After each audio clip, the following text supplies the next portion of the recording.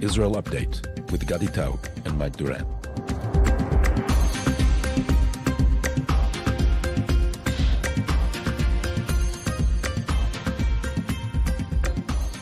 Hello and welcome to Israel Update. It's now a Tuesday, July 16th, 284 days to this war, and what a week it has been. An attempt on Trump's life that failed, an attempt on Mohammed Def's life with a larger projectile that may have succeeded. Is Hamas cracking? The Israeli press is asking. Is a hostage deal around the corner? All that and more I will discuss with my colleague who is on the scene where Trump was almost assassinated. I mean, on the same continent where Trump was almost assassinated.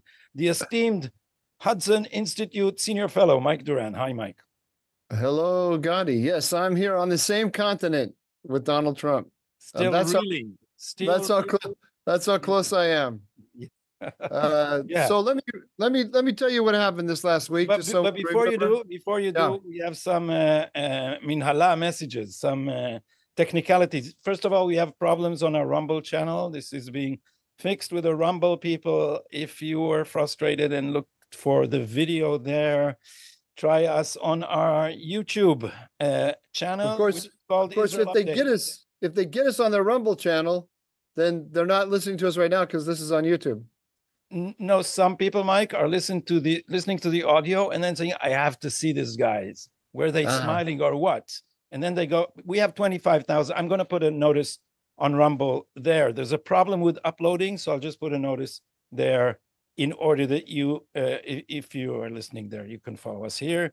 I suggest you follow us on YouTube in general, just to be on the safe side. We have a new segment that will be responding to your comments and mails. We're getting a lot of comments on both our channels, and some of them are very interesting. Mike will start this segment today, and then of course we'll have the dumbest take on the news. But first, as always, Mike, for the headlines. Okay, so just a roundup of things that happened over the last week. As you mentioned, there was an attempt on Donald Trump's life. I think you and I are going to have to talk about what that means for U.S.-Israeli relations. Then also the IDF released an investigation of the October 7th failure with respect to Kibbutz Be'eri. The investigation highlighted many of the mistakes on that dark day, and there's a lot of furious responses to the report. In a third item, as you mentioned, the IDF carried out an assassination on Saturday, an assassination operation in Khan Yunis against the number 2 in Hamas, that's Mohammed Def, and his deputy, Rafa Salameh. The IDF has confirmed that Salameh has been killed. It is yet to confirm that Def has been killed, but all of the indications are that he was killed. The intelligence, the IDF is telling us, on his presence in the compound that was bombed was extremely reliable intelligence. And to make sure they got him this time, the guy has escaped numerous other attempts. He's got 9 lives or something close to 9 lives. To make sure that he didn't get away this time, they dropped very big bombs on him, apparently. And they're speculating that one of the reasons that his death can't be confirmed is that his remains have been vaporized in the attack. And the next item, Prime Minister Netanyahu is scheduled to convene a security cabinet this evening to discuss the negotiations that are being held. Those are indirect negotiations, of course, with Hamas over a ceasefire and hostage deal. An Israeli delegation is expected to travel shortly to Qatar for further talks. The composition of the delegation is unclear at this point.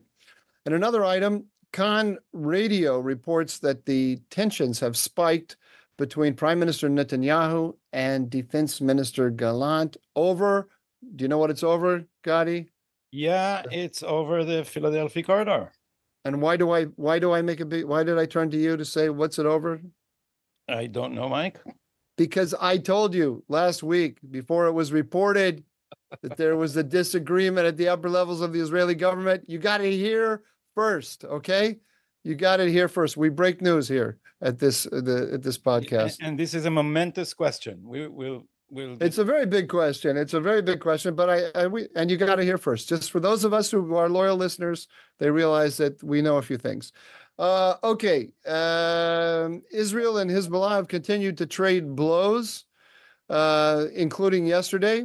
At least 3 Hezbollah operatives were killed in Israeli Air Force strikes in southern Lebanon yesterday.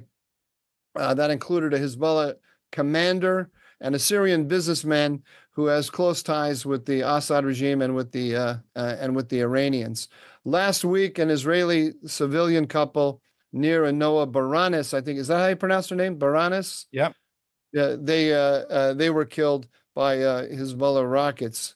On July 10, the Wall Street Journal reported that the Biden administration released a shipment of 500-pound bombs to Israel. This is one of the shipments that was being held up, supposedly out of concern for civilian casualties in Rafah. Okay, Gadi, over to you. Tell us how is the Trump assassination attempt playing out in Israel? Well, Netanyahu has been complaining for a long time that nobody in the security services, the internal security services, Shabak especially, has been doing anything, or law enforcement and police in general has been doing anything about the wild incitement against Netanyahu. I saw all over the American press that people are now looking back at the attempts to delegitimize and incite against Trump, and of course, attempting to draw the connections between consuming such incitement and an attempt of political assassination. Well, I can tell you, Mike, that what they have found is, so far as I have seen, is very mild in comparison to what is going on in Israel with incitement against Prime Minister Netanyahu. Just recently, a woman said on television, "Shoot him in the head," on television. She was only lamely corrected by one of the hosts of the show. A protester shouted, I think we quoted this before because we showed the video, or we screened it, and you could hear the sounds of it. A woman wildly screaming in a demonstration into the microphone, "We are waiting for you with a noose. That's what you deserve." Another said on a conference call on Zoom that Netanyahu is surely bound to end like Ceausescu or Milosevic, who both were, as you know, executed summarily. He's been called a cancer, a devil, the worst enemy of the Jewish people in 2,000 years, a traitor, a mass murderer, a war criminal, and also a word in Hebrew usually reserved for Adolf Hitler, tzorer. That's all in modern Hebrew. We use it. I'm not familiar with that word. It's I think the origins of it are further back. They're not modern. And I seem to recall that it's been used, I think, about Pharaoh. It means someone who wants to annihilate the Jewish people, someone who is a danger to the existence of the Jewish people. That's long before anyone invented the word genocide.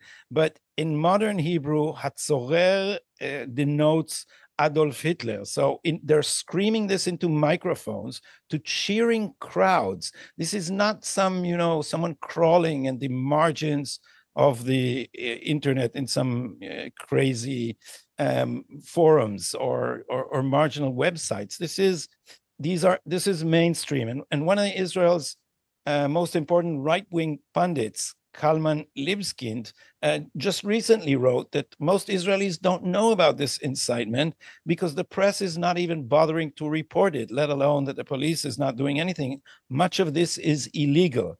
And after the Trump attempt, the attempt on Trump's life, Netanyahu, I think, in order to draw the attention of the media and law enforcement to what can happen, his aides edited a 1-minute 40-second clip of some of this vile material that I just quoted to you, and in the hopes that someone is going to do anything. Because I want to remind you, Mike, that we have here mentioned a few times where demonstrators actually tried to break into Netanyahu's home, some in Jerusalem, his former residence. Some tried to break into his family home in Caesarea, or at least were preparing to, and distributing military-grade aerial photography with the house circled in a dotted red line, which is the IDF insignia or the IDF symbol for an enemy target, and so forth.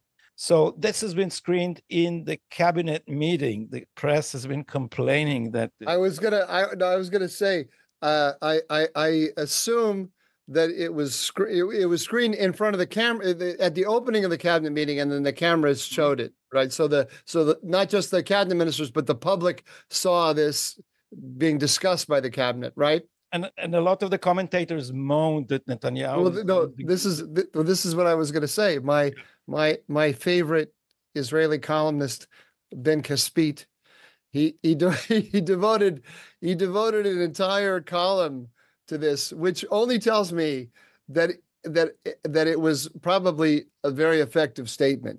Otherwise, Ben Caspit wouldn't have had to spend a whole column telling me how ineffective it was. Am I right? Absolutely, you are right.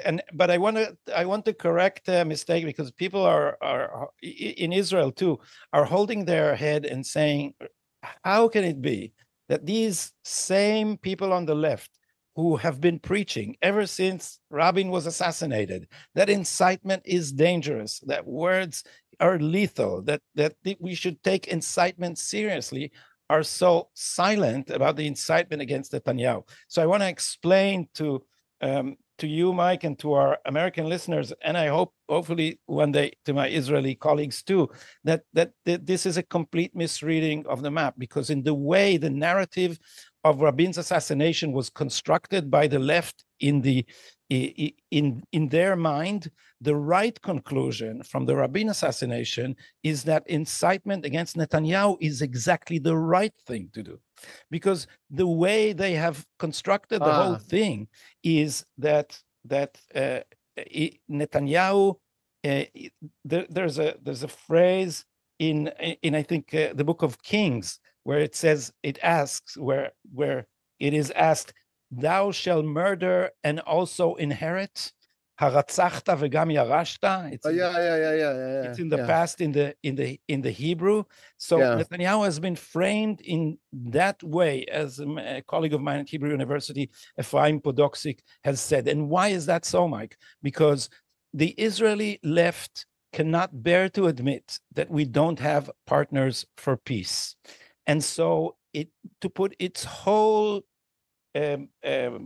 yukra, its whole prestige on the idea that there is a Palestinian partner for peace, and the problem is that the right is blocking our path to peace. And if only we would remove the right from power, then we shall have peace. Just let me unpack that a little bit for people who haven't been following this as closely as you have. The murderer of Rabin was a guy named Yigal Amir, who was a messianic, a right-wing messianic Jew, and the left has blamed since that time Netanyahu for inciting this murder.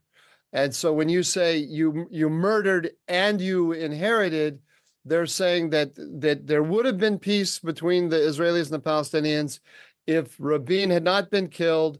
His death, incited by Netanyahu, prevented the peace, and then Netanyahu took power and has used his power to prevent the peace. So if we get rid of Netanyahu now, then we have peace. That's what you're saying, right?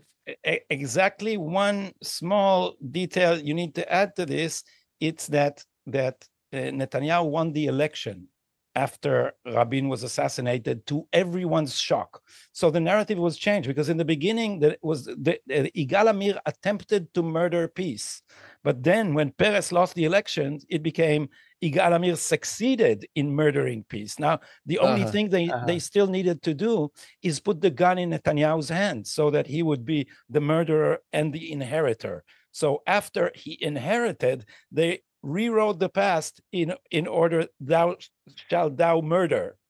And the way they did it is, as you say, they said Netanyahu incited against Rabin.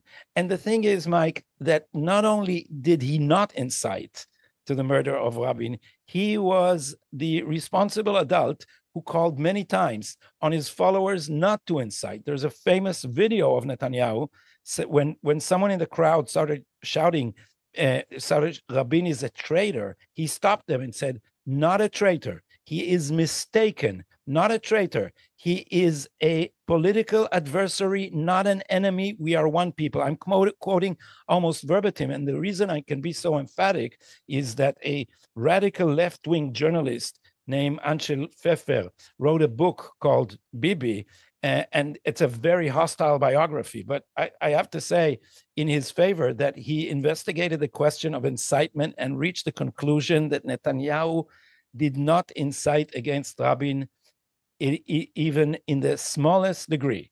And so can't be blamed for that. But the truth doesn't matter here, because for them, Netanyahu killed Rabin. So now the lesson we learn from the incitement against Rabin is that Netanyahu is the devil. That would not stop them from the incitement against Netanyahu, because in their mind, the right lesson from the Rabin assassination is that Netanyahu, well, I wouldn't say needs also to be assassinated, although some of them actually say that, but most of them just think he should be removed, and he's the enemy of the Jewish people, as they and the enemy of peace. And let's just draw the connection between the diplomacy these days, because what the people like Ben Caspit have done, and I'm repeating myself here for those who have watched previous episodes, they're saying there is this path to peace with the Arab world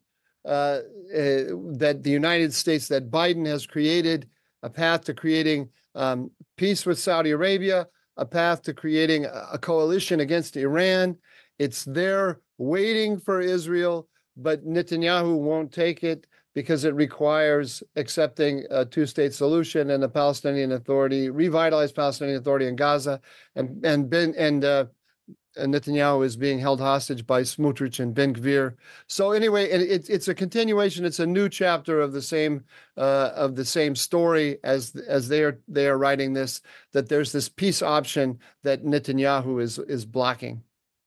Exactly. So how is the Trump, the attempt on Trump's life received, or what is the repercussion? What are the repercussions in the United States and, in your opinion, for Israeli-American relations? Well, the repercussions are huge, in my opinion, and I'm not alone in this. It's not an idiosyncratic opinion. I don't know if it's the dominant opinion yet, but personally, I believe that there was American politics before the assassination attempt and American politics afterwards. I think it's a huge event that has really changed everything here. On the one hand, it has ended all talk for the moment about removing Joe Biden. So oddly, Joe Biden has gotten a reprieve in terms of the debate inside the Democratic Party about whether he is fit to lead the party, to lead the country. I suspect that he's going to be. That's not a trivial connection. Why is it, in your opinion? Just because people are distracted? Partly because people are distracted and talking about other things, and partly because he's going to be able to argue that in these troubled times we need stability, we need reliability. I'm the guy in charge. Let's not go roiling the waters more. We'll see how long that plays out. I mean, I think his situation is he cannot make a public appearance without making a gaffe. He can't. We all saw him say that in America we decide these things in the battle box. Yeah. He went out to try to calm down things, or to put out a soothing message after a healing message after the assassination on Trump, and he said we settle our differences. He wanted to say we settle our differences at the ballot box, and he twice said battle box. He can't find the right words when he talks. But anyway, he's gotten a boost. But which I think is good for Trump, because Trump wants to go up against him because he looks so weak. And now that is the most important aspect of this event. Trump looks strong. In politics, the world over, the single best indicator of whether someone is going to be popular is whether they look strong or whether they look weak. I think that's just a human universal. Trump came out of this event looking very, very strong. You can't fake what he did. You got someone shot at him. They hit his ear. Yes, it's a minor injury. But most of us, when we're shot at, we get scared. And even if we want to be elected president, we still get scared. But Trump composed himself, stood up, raised his fist, and said, "Fight, fight, fight." And you can't script this. It looked great. And you have testimony all over the social media of people who said, I was a feminist. I was raised a feminist. I hated Donald Trump because of Roe versus Wade. I hated Donald Trump because of this, because of that. I'm voting for Donald Trump now. So I think my gut tells me that we're going to, in a week from now, we're going to see an enormous surge in the popularity of Donald Trump. And Joe Biden, by comparison, looks so weak, because he is. They can't hide this. He's so weak. So I think Trump gets a huge boost. We're having the Republican National Convention this week. Again, you couldn't have scripted this better for Trump. His last public appearance before the Republican National Convention was this assassination attempt, and then we're there. And he's going to dominate the headlines all week long with his choice of Vice President J.D. Vance, et cetera, et cetera, et cetera. And now, with respect to Israel, this is very good for Israel, because Trump is more supportive of Israel than is Biden. I think all the pressure that Biden has been trying to bring to bear on Israel, they'll continue to try to do it. They're not going to change their worldview about how you bring peace and stability to the Middle East, but their ability to push Israel has lessened significantly, because we're going now into the election, into the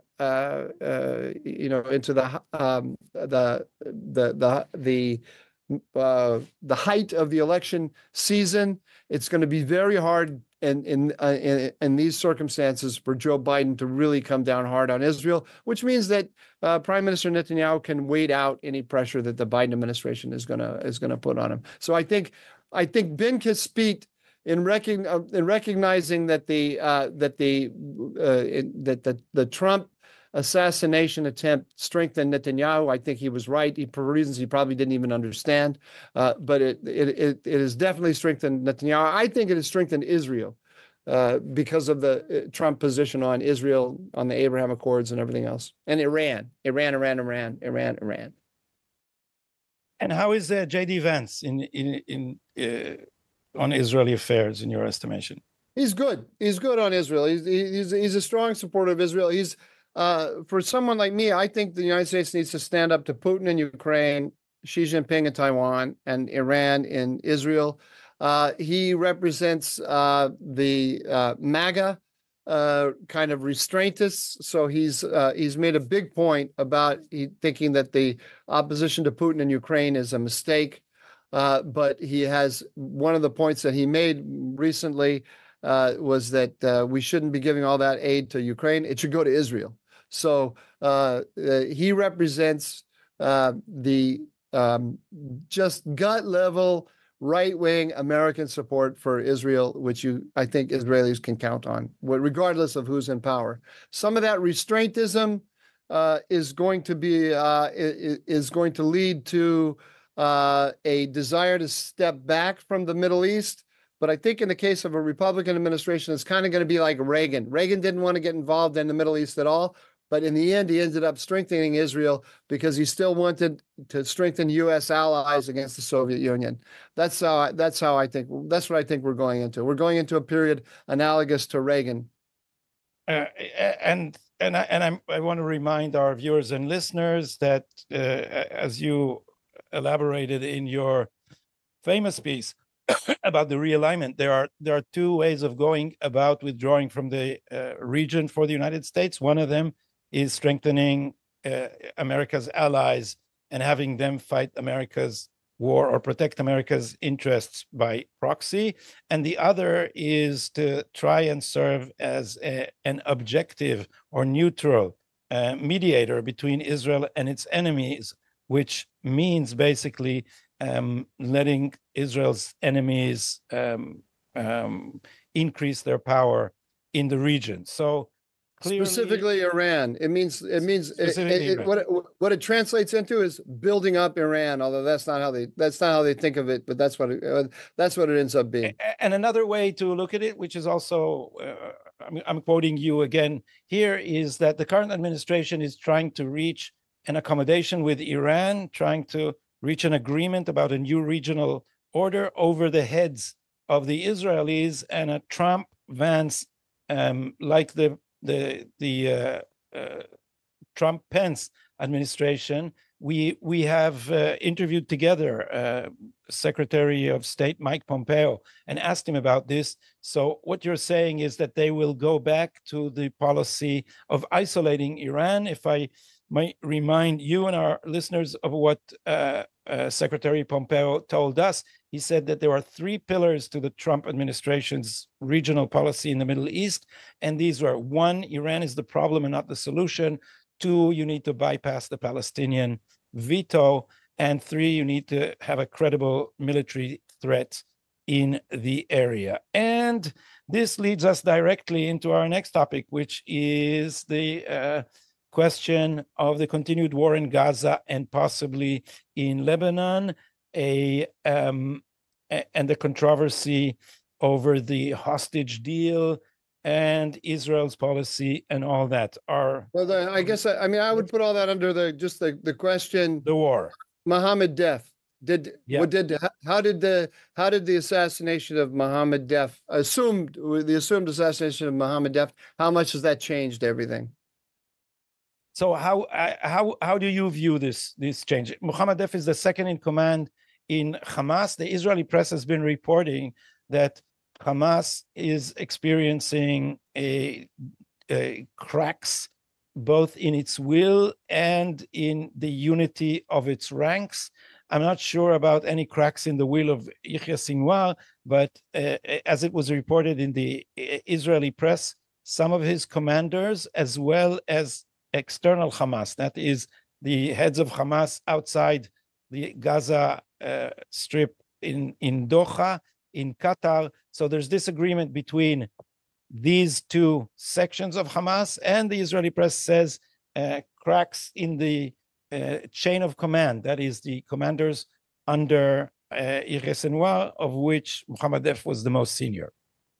Well, the question is, what do those cracks mean?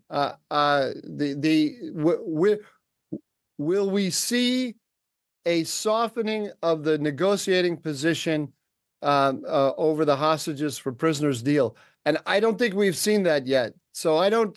The fact that I don't want to minimize it. I hope it's true. I hope it's true. But the fact that the Hamas leaders in Doha are uncomfortable with Sinwar doesn't mean much, because Sinwar has the hostages. So as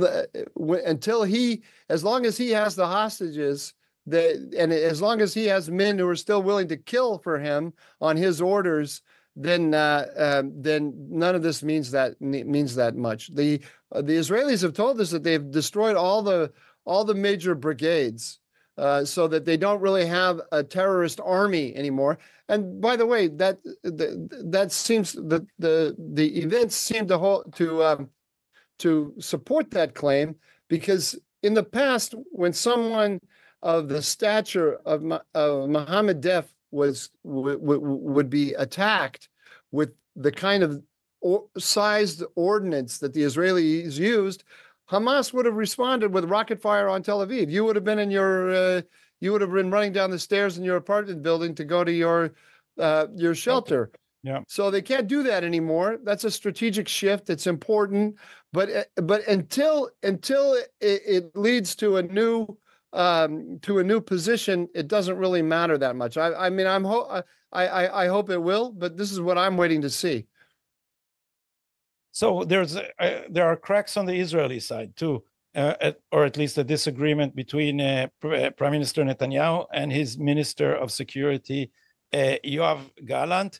Yoav Gallant, as you have broken on this show, Mike, Yoav Gallant is willing to abandon the Philadelphia corridor in order to achieve a deal. The way these things are portrayed in the Israeli press are ridiculous, because Benny Gantz today said on Galei Tzahal, the army radio, he said there is a path to a deal and it requires some concessions, and Netanyahu has to weigh the possibility of a deal against his personal political interests, and he is now preferring his personal political interests.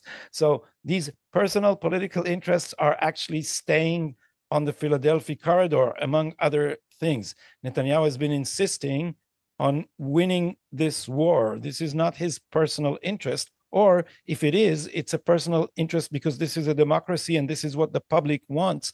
And in order to stay in power in a democracy, you have to satisfy the public and answer their demands. So for the record, Benny Gantz has been basically towing the line of the lowest, most cynical manipulators on the anti-Netanyahu fringe. But this Philadelphia corridor is a really big controversy, and the question is Yoav Gallant really making a stand, or is he towing the party line for the anti-Netanyahu crowd as part of a maneuver in order to take down Netanyahu's government? Yeah, who knows? Let me just, for the benefit of our listeners, viewers, let me explain the 4 conditions that Netanyahu put forward. Netanyahu had a press conference on Saturday night, maybe. When was it? Sunday? I've forgotten. In which he answered some questions. And by the way, in that press conference, I forgot to mention, I wanted to say it in the news. He said explicitly, we know this, but he had never said it explicitly before, as far as I know, that the Americans were withholding weapons in order to force a ceasefire in Rafah. We had never heard that out of his lips before, that we understood that was what was going on, but he said that. He said that he's got 4 conditions. I may get them wrong here. I think I know what they are, though. Number 1, stay on the Philadelphia, maintain security control of the Philadelphia corridor. That could be interpreted in a number of different ways, but that's number 1. Number 2, no free flow of people back to the northern Gaza Strip. That will include Hamas fighters, so they have to be screened as they go north. Number 3, that the first part of the hostages for prisoners deal should put an emphasis on getting the maximum number of living hostages, so free the living. And number 4, I'm missing the 4th. Can you think of what it is? No, I can't. I can go back to the originals. And the originals were winning the war, which he keeps saying at every press conference. Oh yeah, no. Continue. That's it. Exactly. Continuing the war until the victory. Yeah. Yes. And those conditions are eminently, in my view, eminently reasonable, and they're going to be popular in my view. You'll tell me the same thing, I'm sure, with the Israeli public. And I find the criticism of it to be really very, very shallow, to be honest. And so Gallant is either playing a political game or taking a stand, but his stand is, it's not just that Netanyahu's position is reasonable. This is, everybody understands that Hamas's lifeline is the underground network of highways for smuggling material and ammunition and whatever else. That's why that's going on. Why what they're claiming, and what they're claiming is that there are technical solutions to this problem, because the Egyptians are saying, look, we're not going to open up the border unless there are Palestinians on the other side of this crossing. And what the Israelis are saying, the Israelis who are, and Americans who are in support of pulling the Israeli troops out of the Philadelphia corridor, are saying is that there are technical solutions to this problem. We don't have to have men on the ground on the Philadelphia corridor, because we can do it electronically or in some other way. But the whole thing is that there have always been these tunnels, and the Egyptian intelligence has been in cahoots with Hamas to have the tunnels. So give me a break. I mean, that's not, it doesn't. It's ridiculous. And if you compare Gallant's statement, Gallant started this war with all this tough guy talk, and in the end, he is maneuvering towards the positions which the Americans have imposed on Gantz and Eisenkot. The Americans are attempting to impose an end to this war without victory. And I don't believe what Gallant is saying is actually what he's thinking. I think he has joined the plan that in towing the American party line, and the way it's viewed from Israel is not the way it's viewed from Washington. From Washington, it's part of the regional integration. It's the appeasement of Iran. But Israelis actually believe the story that if we finish this war without victory, then like in the aftermath of the Yom Kippur War, when Kissinger prevented Israel from total victory to save face for Egypt and Anwar Sadat, then things will be ripe for some kind of compromise. And these people still believe in the Oslo process and the two-state solution. And it's stupid. It's stupid. It's very stupid. And if Gallant is thinking anything, and I'm not sure I give him much credit for intellectual work, but if he's thinking anything, then he's on board with that plan, which the Americans are dishonestly feeding to Israeli generals and politicians. Mike, let me quickly, in one sentence, let me just explain why it's stupid. Because what I'm talking about, the analogy with the Yom Kippur War, because the Americans had an enormous number of signals from Anwar Sadat that he wanted to make peace. There was before the war, after the war, there were all kinds of signals that he had that he wanted to get out of the Arab-Israeli conflict, and then he fought that, he launched that war to get out of the conflict. There's no sign whatsoever that Hamas launched this war in order to cut a deal, right? This is not what happened. There's no sign whatsoever that Iran is looking to cut a deal. They're looking to drive a wedge between Israel and the United States. They're looking to weaken Israel and eventually annihilate it. The comparison with 73 doesn't hold up at all. It's nonsense, and I wish people were a little bit I wish our Minister of Security would have understood this. And in any case, the problem may be that he's been trying to listen to us on Rumble and didn't find our latest episode there. Oh. So we'll correct this and send to his office our link to the YouTube channel.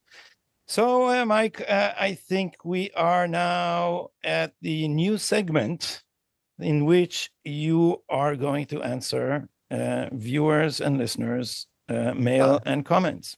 It's directly related to what we were just talking about. As it happens, what a coincidence. Yeah.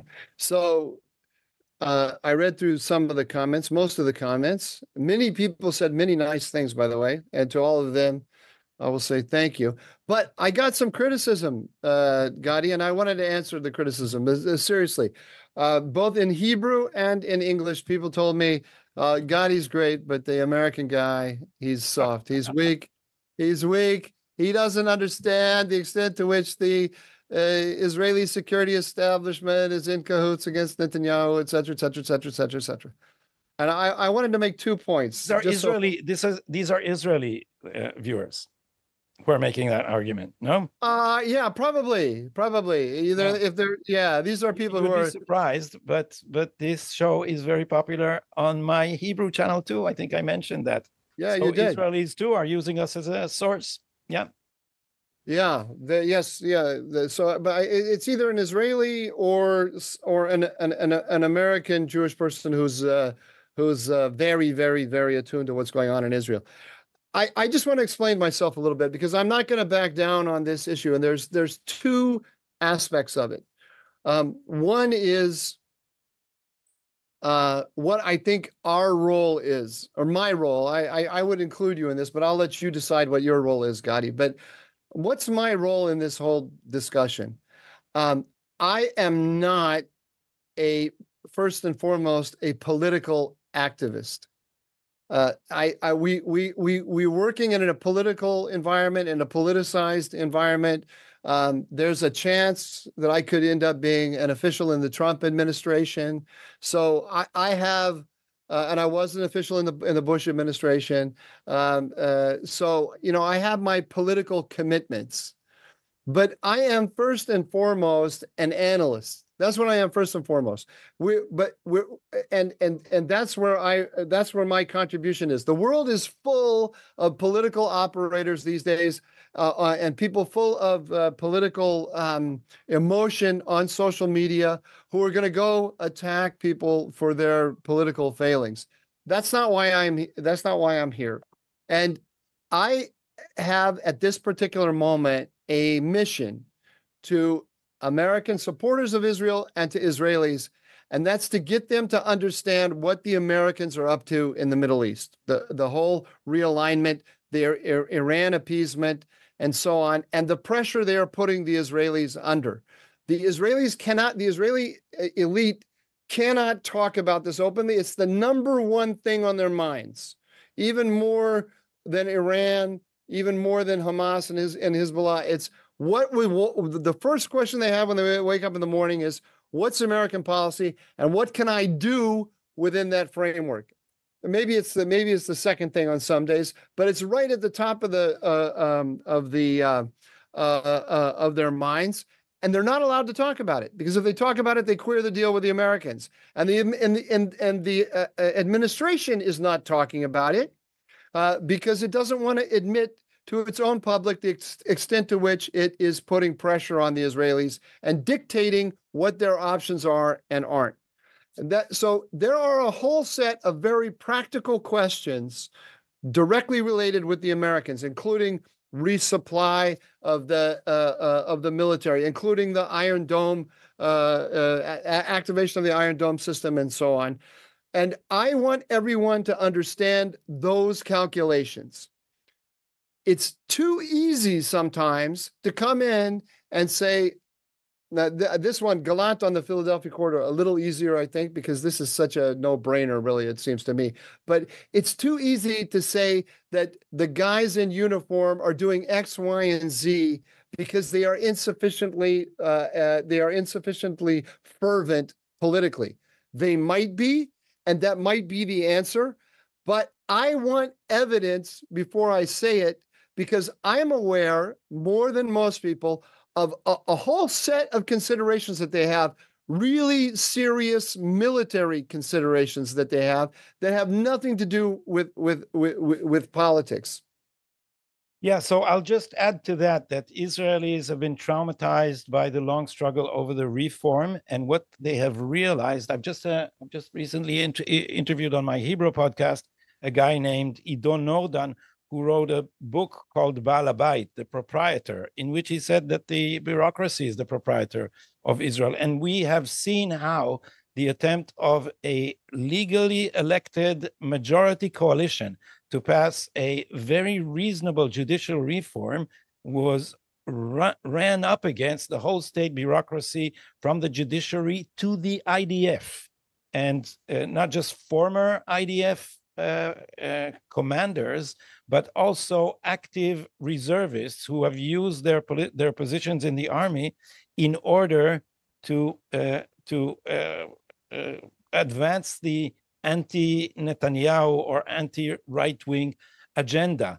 And they have done that with the silent consent of the actual functionaries who have begun to disobey their political masters, which is horrible in a democracy. And just recently, just so you know the mentality, Dana Weiss, who is a major anchor on Israel's most watched TV channel in the news, said, I don't want generals who just go and shoot at the command of the government.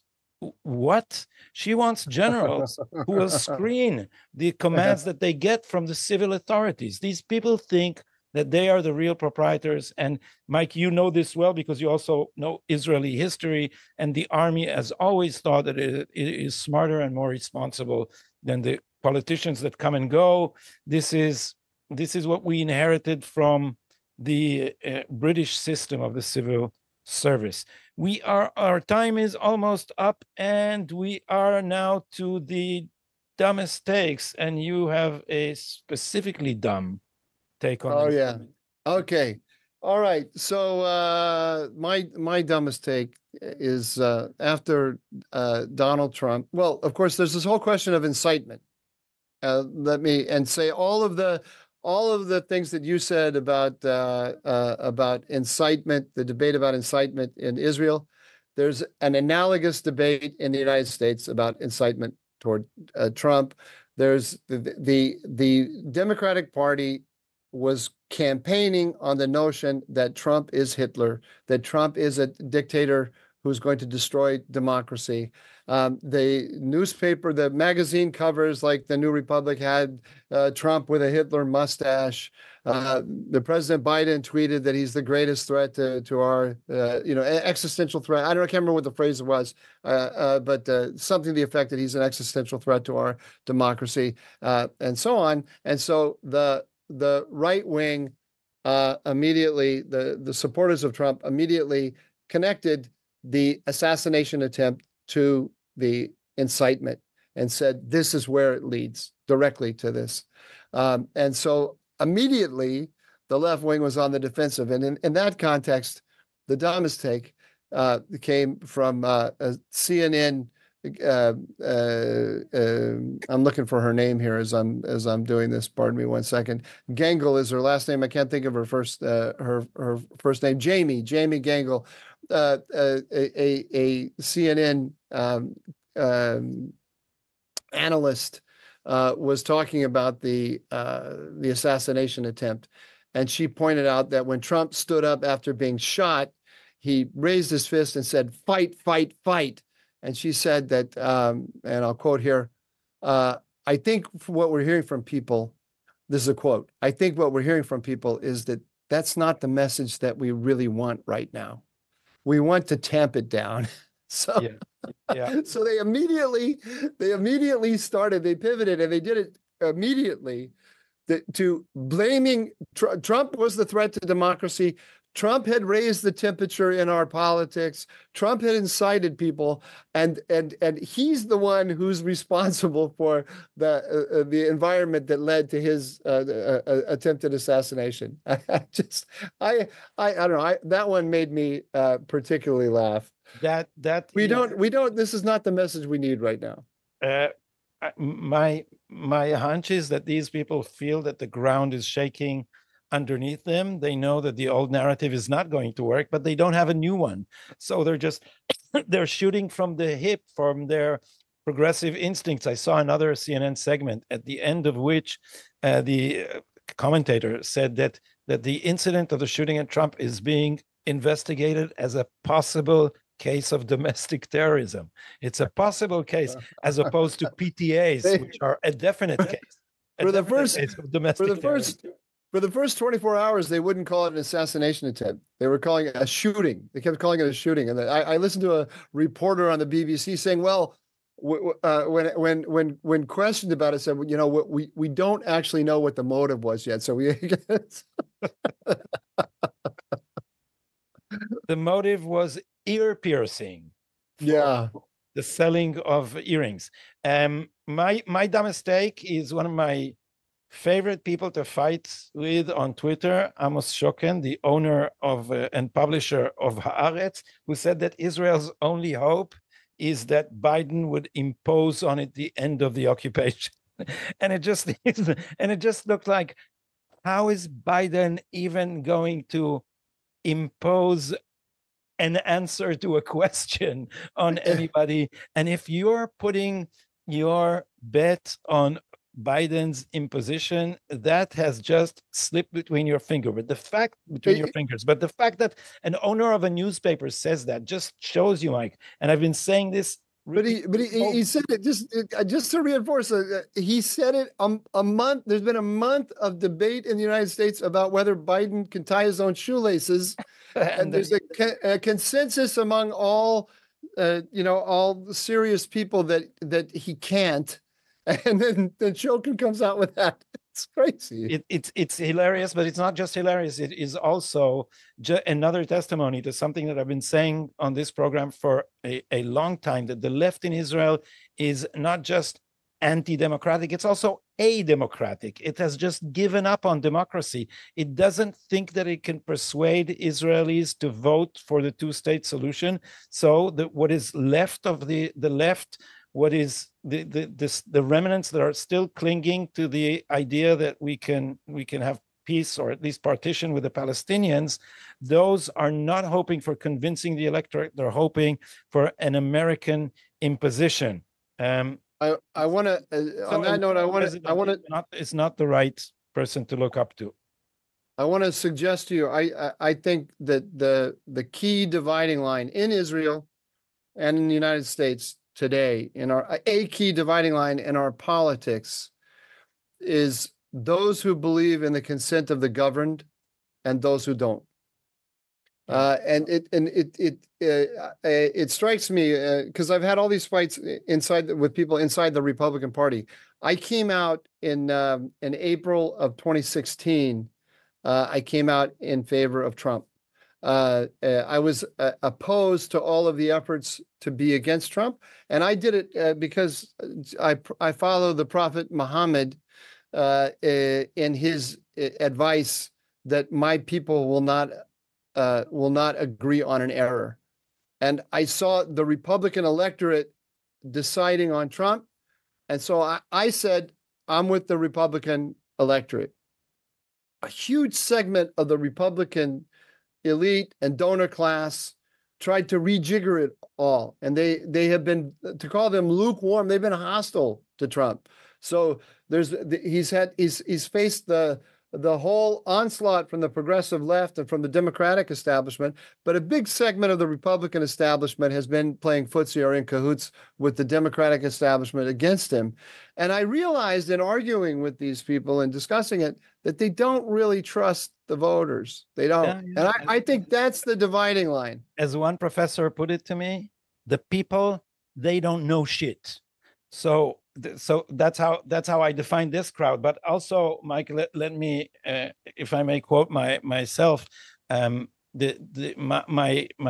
recent book called Nadim ומתווכחים, the mobile and e-mobile, has a very catchy title, but I think that its underlying message is not as catchy. And the division is, I think, between an anti-democratic mutation of liberalism. These people believe in human rights in the abstract, but they want them imposed from courts, from international forums, against the people who are suspected to be fascist, racist, homophobic, and all the rest. So they believe in a kind of democracy in which citizens are the greatest danger, and in order to reach what our famous judge Aaron Barak calls the essence of democracy, which is not sovereignty, it's human rights. So when you say that this is the theory they're teaching here in our law schools, they say that there is an essence of democracy and a procedure of democracy, and the elections are just the process, the procedure, and the essence is human rights. So you see, once you phrase it that way, the next question you ask is, how do I protect the essence from the procedure? How do I protect the essence of democracy, which is human right, from the stupid voters who are potential fascists? And here on and you know, whenever we talk about this subject, we have to mention what is, I think we both agree on, the most unjustly underrated political thinker of the first quarter of the 21st century, and he is, Mike, your colleague, John Fonte. John Fonte. There's an interesting interview that we did together with him on my Hebrew podcast, and you can look for it there if you look just for our three names, and you will reach that on Google. This is all from us today. We are going to be here, surprise, surprise, also next Tuesday. So hopefully we'll see you on all channels by that time, including Rumble. Thank you, Mike, for your time. Thanks, everybody, for joining us. And please subscribe to our YouTube channel.